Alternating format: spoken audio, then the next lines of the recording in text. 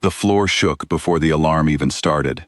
I felt it in my boots first, a low tremble that climbed up through my legs and into my chest, and I knew something outside the palace had just landed hard and fast. My name is Ethan, and I had exactly one job on this strange, beautiful, doomed planet. Guard the queen. Nothing else mattered. Her voice came through my earpiece before I even reached her door. It was not calm. It was not royal. It shook. "Run," she said. "They are here. Leave me and run, Ethan." I did not run. I turned the other way, toward the control panel beside her chamber, and I pressed my palm flat against it. Every door in the royal wing locked at once with a heavy metallic sound, like the whole building had taken one deep breath and held it. Her name was Vexthera, and she ruled a hive of millions, though right now there were only two of us who mattered, standing on opposite sides of a door I had just sealed shut. I heard her fists hit the other side of it. "Open this door," she said. "That is an order." "I am not very good at following that particular order," I told her, keeping my voice steady, even though my heart was pounding hard enough to hurt.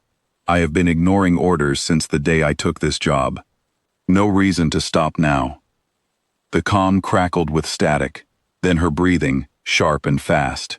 Outside, somewhere far below the palace, I heard the deep boom of something enormous striking the outer wall.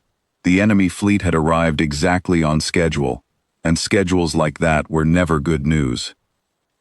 "I want you to listen to me carefully," she said, her voice dropping lower, almost gentle now, the way someone speaks when they think they are saying something for the last time. "There is a ship in the East Dock. It is fast. It is fueled. It will take you far from here before they even reach this floor. Take it. Live." "I already know about that ship," I said, checking the charge level on my rifle for the third time in 2 minutes. "I am the one who fueled it this morning. Funny thing is, I never once planned on flying it alone." There was a long pause. I pictured her standing on the other side of that door, 4 eyes wide, antennae twitching, the way they always did when she was thinking faster than she wanted to admit. "You do not understand what is coming," she finally said. "Their army numbers in the thousands. You are one man with one rifle and one door between you and all of them." "I have been outnumbered before," I said. "Every job I have ever taken paid badly, and started with someone telling me the odds were impossible. I am still here. Odds and I have a long history of disagreeing with each other." Another impact shook the building, closer this time. Dust drifted down from the ceiling and settled on my shoulders like gray snow. I wiped it off without thinking, my eyes fixed on the small screen beside the door where I could see the outer courtyard through the last working camera. Shapes moved across it, fast and organized, closing in from 3 directions at once. "Why?" she asked suddenly. Her voice had changed again, quieter, almost lost beneath the noise outside. "Why would you stay for a species that is not your own, on a world that is not your home, for a queen who cannot even pay you what you are worth?" I thought about lying. It would have been easier. Instead, I told her the truth, because there did not seem to be much point in saving it for later. 11 months ago, I said, you were the only person on this entire planet who ever asked me what I thought about anything. Every other job I have had, people wanted my aim and nothing else. You wanted my opinion on trade routes and water rights, and half a dozen things that had nothing to do with fighting. That is not something I forget easily. She did not answer right away. When she did, her voice cracked just slightly, in a way I had never heard from her before. "I never evacuated when the warnings came. 6 years ago," she said. "Every advisor told me to leave, to save myself, to let the hive fall and start again somewhere safer. I stayed. I have always stayed for my people, every single time, no matter the cost." "Then you already understand exactly why I am standing at this door right now," I said. "Loyalty does not check a passport before it decides who is worth keeping." The camera screen flickered, and the moving shapes in the courtyard grew larger, closer, more defined. I counted them out of habit, the way I always did before a fight, though the number climbing past 100 told me counting was not going to help this time. "There is still a chance," she said suddenly, her tone sharpening into something more urgent and more practical. "The east dock connects to a narrow canyon path on the far side of the mountain. It is not on any of their maps.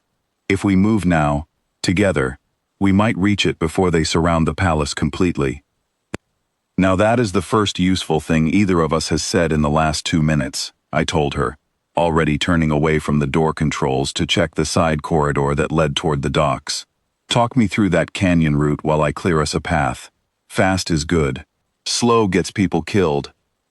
I unlocked the side passage, the one leading away from the main gates and toward the eastern side of the palace, and kept the royal chamber sealed behind a secondary lock that would hold a little longer if anyone tried to force it open the wrong way. Vexthera stepped out to meet me in the corridor, moving quickly despite the weight of the ceremonial armor she still wore, the kind meant for meetings and speeches, never for running through smoke-filled hallways. "We do not have much time," she said, matching my pace as we moved down the corridor together. "We never do," I answered. "That is usually when things get interesting." The palace around us groaned under the weight of the attack outside, distant impacts echoing through the walls like a heartbeat that kept skipping beats. I kept my rifle up, scanning every corner as we passed, while Vexthera pulled up a glowing map from a device strapped to her wrist, tracing the canyon path with one clawed finger. "Left at the next junction," she said, "then straight until the corridor splits near the old archive room." "I know that archive room," I said. "Used to guard it during my first week here. Boring duty. Never thought it would end up saving our lives." "Nothing is boring until it becomes useful," she replied, and for the first time since the alarm started, I heard something close to a smile in her voice. We reached the junction and turned left exactly as she had said, the corridor narrowing until we had to move almost single file, my shoulder brushing against ancient stone walls carved with symbols older than either of our two very different species could probably explain. Somewhere behind us, a heavy door gave way with a groan of metal, and I knew the secondary lock had finally failed. "They are inside the wing," I said, picking up the pace without needing to be told twice. "Then we run faster," she said, and for once, neither of us argued about who was giving the orders. The archive room appeared ahead of us, its narrow side door leading toward a maintenance passage that connected directly to the east dock. Exactly the kind of shortcut only someone who had lived in this palace her entire life would know existed. Vexthara pushed the door open without slowing down, and I followed close behind her, sealing it again the moment we were through, buying us a few more precious seconds. The maintenance passage was tight and dim, lit only by small strips of emergency lighting along the floor, but it was quiet, blessedly quiet, away from the chaos still echoing somewhere behind us. We moved through it side by side, breathing hard, neither of us speaking, until the passage opened up into the east dock, where the small, fast ship sat exactly where I had left it that morning, fully fueled and waiting. "You were right about the ship," she said, glancing at me as we climbed aboard. "I am occasionally right about things," I admitted, settling into the pilot seat and beginning the startup sequence with practiced hands. "Try not to let it go to your head." The engines hummed to life beneath us, and through the front viewport I could see the mountain range ahead, the narrow canyon path just visible in the gray light of early morning, exactly where the map had promised it would be.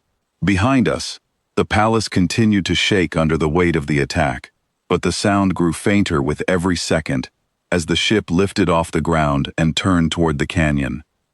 Vexthera sat beside me, watching the palace shrink behind us through the side window, her expression unreadable in the way that only a species with 4 eyes and no eyebrows could manage. "I asked you to run once," she said quietly, without looking away from the window. "You refused." "I did not refuse," I said, guiding the ship smoothly into the mouth of the canyon, the stone walls rising high on either side of us. "I just had a different idea about what running should look like. Turns out it looks a lot better with company." She turned to look at me then, And this time there was no mistaking the small, tired smile that crossed her face, the first real one I had seen from her in longer than I could remember. "Thank you, Ethan," she said simply. "Save the thanks," I told her, keeping my eyes on the narrow path ahead, as the canyon walls blurred past on either side.